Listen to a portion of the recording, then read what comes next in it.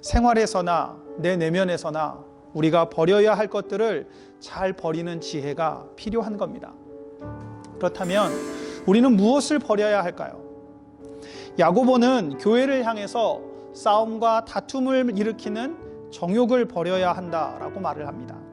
이 정욕에 대해서 우리가 생각해 볼 때 가장 분명한 것은 바로 자기중심성이에요.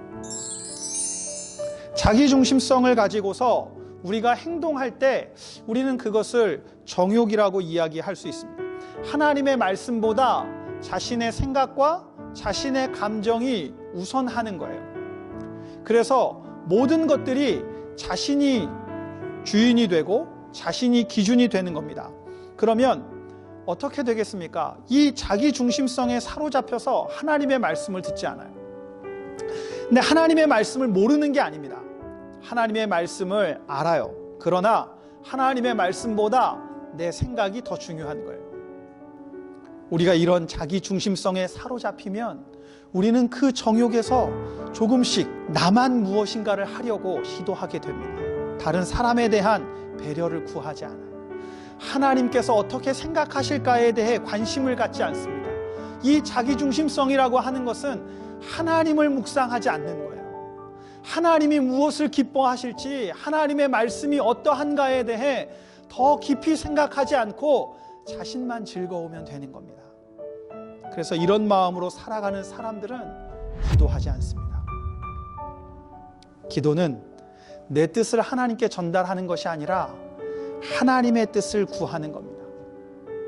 우리는 이와 같은 기도의 모범을 예수님의 기도에서 발견하게 됩니다. 예수님이 어떻게 기도하십니까?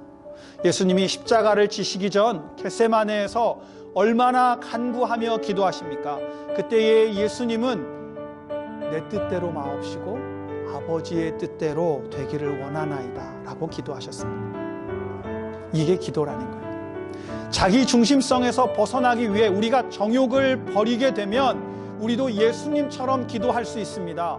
내가 원하는 것이 있고 내 계획이 있고 내 뜻이 있지만, 그러나 하나님, 내 뜻대로 되지 마옵시고 아버지의 뜻대로 되기를 원합니다. 우리는 이렇게 기도할 수 있다고 하는 것입니다.